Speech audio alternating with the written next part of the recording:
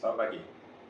Hari ini saya akan menunjukkan beberapa keilmuan dengan sebuah sistem persenjataan yang disebut dengan nama caluk. Ya. Caluk itu adalah senjata alat pertanian. Caluk adalah sebuah alat pertanian yang dipakai di seluruh wilayah, hampir seluruh wilayah Indonesia mereka mengenal caluk. Ya. Mulai dari Jawa Barat, ada jenis caluk yang berbentuk seperti kujang, ya. Juga ada caluk di daerah Madura yang disebut juga caluk, macam-macam, ada caluk monteng. Terus ada semi bujur, seperti bujur, tapi sebenarnya ada juga yang seperti caluk. Ya. Bujur itu mirip sekali sama kujang, cuma diperpanjang. Dan kujang juga mirip ujungnya dengan caluk. Dan ternyata setelah riset yang cukup mendalam, itu juga senjata ini karena termasuk alat pertanian, ya, digunakan untuk menarik, memotong, chopping, ya, dan menyayat. Maka juga terdapat di daerah, mulai dari daerah Champa atau Kamboja sampai ke Vietnam dan Thailand. Ya. Terus ke sampai ke Filipina juga, ya, Malaysia, Filipina, semuanya. Mereka memiliki sebuah alat pertanian yang digunakan juga sebagai senjata untuk bertahan diri dan disebut dengan nama caluk. Nah, hari ini saya menunjukkan caluk yang berukuran medium. Ada caluk panjang, caluk monteng biasanya panjang. Caluk ini berukuran medium, yang kecil juga. Nah, yang medium ini two-handed caluk, dua tangan. Nah, gunanya adalah untuk dipakai dengan seni atau jurus atau kembangan dalam jarak jauh, cukup jauh, jarak lebih jauh dari uluran tangan, kepanjangan tangan, selayaknya sebuah toya kecil, toya sedang, dan juga pada jarak dekat. Dan disinilah dimana teknik silat yang disebut dengan mendorong, menggunakan daerah tubuh, bagian tubuh yang tidak memiliki nadi, ya, yang melindungi nadi, itu sangat-sangat teraplikasikan. Ya. Senjata dua tangan yang dapat digunakan untuk jarak pendek dengan teknik mendorong dengan lengan, bahu, dan sebagainya untuk melindungi nadi, ya, sehingga menggunakan pada belakang lengan, siku, dan sebagainya, mendorong, memberikan momentum yang lebih besar, kekuatan inersi yang lebih kuat, sehingga bisa menimbulkan suatu kerusakan dalam jarak yang sangat pendek. Ya. Oke, ini lagi ya barangnya. Saya sengaja mengambil posisi ini di villa kita konsepnya, sehingga tunjukkan bahwa alat ini bisa digunakan untuk jarak pendek. Kalau jarak jauh, kita sudah bisa membayangkan bahwa sejauh tangan membentang, ya, maka terulur, ya, maksud saya, maka kita bisa membacokan dengan keras dan momentum yang kuat, ya, powerful. Ya. Tentu saja di sana. Yang saya tunjukkan adalah jarak menengah dan jarak pendek. Ya. Oke. Mari kita mulai saja. Nah, inilah dia barangnya. Seperti ini, panjangnya kurang lebih seperti ini. Saya sengaja memilih, ini baru beli kemarin, jadi mohon maaf kalau masih menyesuaikan. Ya, saya punya yang di rumah, tapi ini baru beli kemarin di Bali. Jadi ini baru sekali. Langsung dari tokonya cukup tajam, saya rasa cukup tajam. Ya. Bisa katanya karena langsung bisa dipakai, ya, untuk memotong kayu. Nah, panjangnya, kalau Anda lihat, saya akan menggunakan panjang dari si besinya sampai kepada pilah dan sisi tajamnya, terus sepanjang lengan saya ini, sebaliknya juga ini juga sepanjang lengan saya, dari besi menuju ke gagang juga sepanjang lengan saya. Jadi saya pilih yang ini karena ukurannya cukup lumayan tajam, selengan saya, ya. Oke, kita akan mulai. Nah, saya pertama-tama juga saya tunjukkan detail daripada desain. Yang punya lekuk seperti ini, dan yang digunakan untuk menarik. Dan pada zaman dulu, sebenarnya tidak mengadu sisi tajam dengan sisi tajam musuh, ya. Jadi yang diadu dengan pedang atau senjata lawan adalah samping, sisi, nangisnya seperti ini, dan juga sisi belakang. Ya.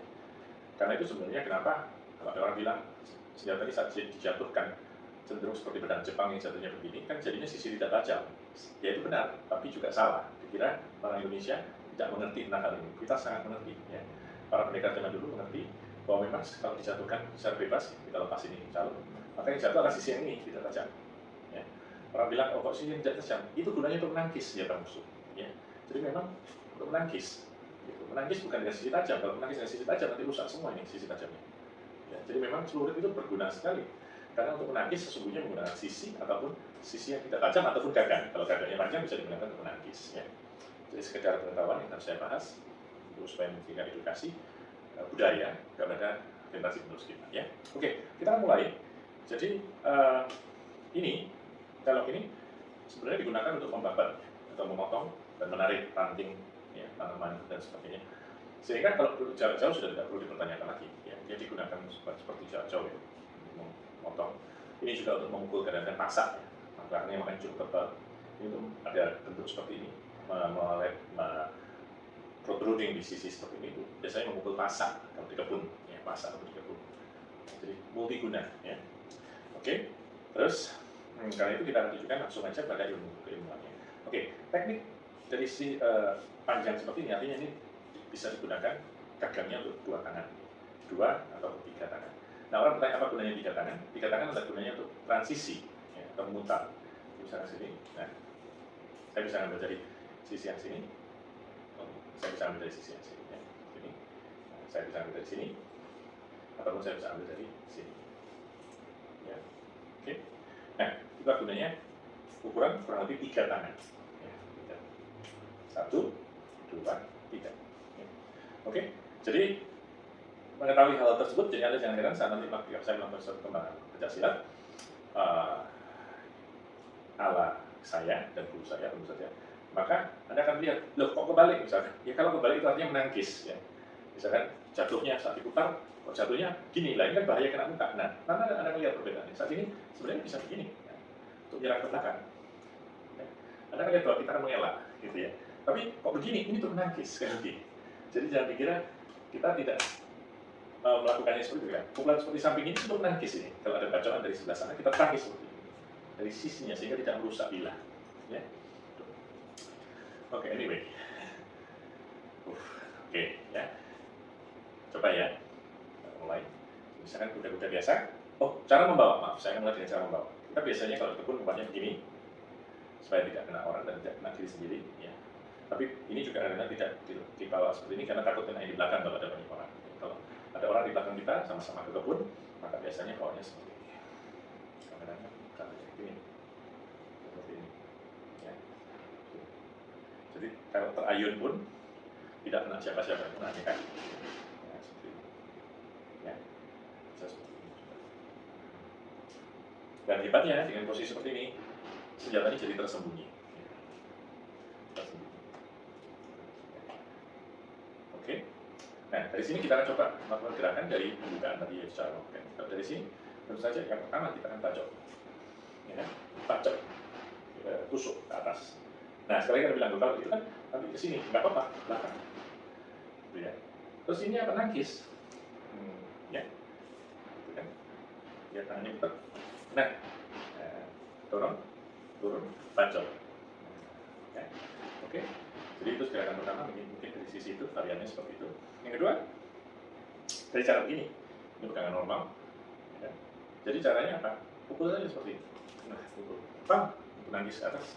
Nah, begitu dibuka, pisau ke arah sana, leher terbuka, bacok, tarik. Ya, seperti itu. Kita coba dulu ya. Oke, coba seperti ini. Nangkis, jatuh, bacok. Seperti yang Anda tahu.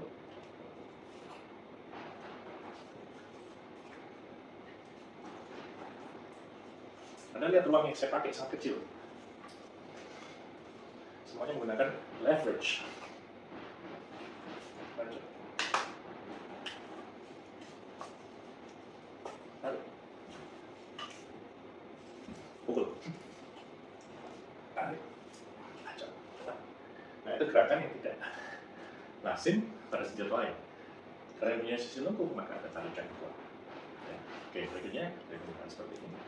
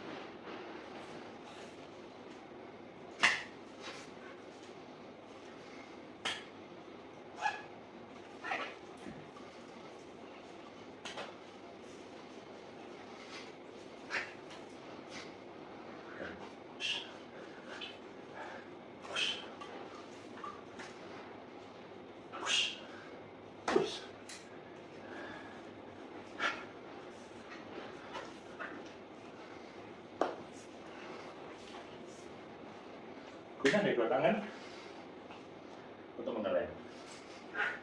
Oke, khusus nih rem. Maju. Ya. Saya lepas, putar. Maju. Tarik atas, tarik. Sisi kaki lepas. Tajuan belakang, putar. Musuh belakang. Leverage.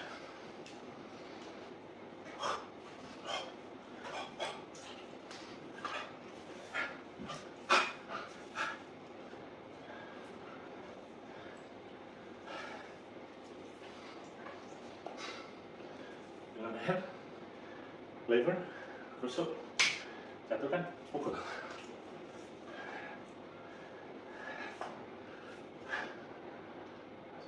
Ya.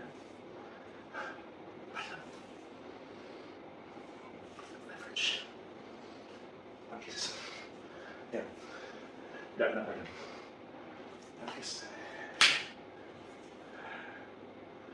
Oke, demikian.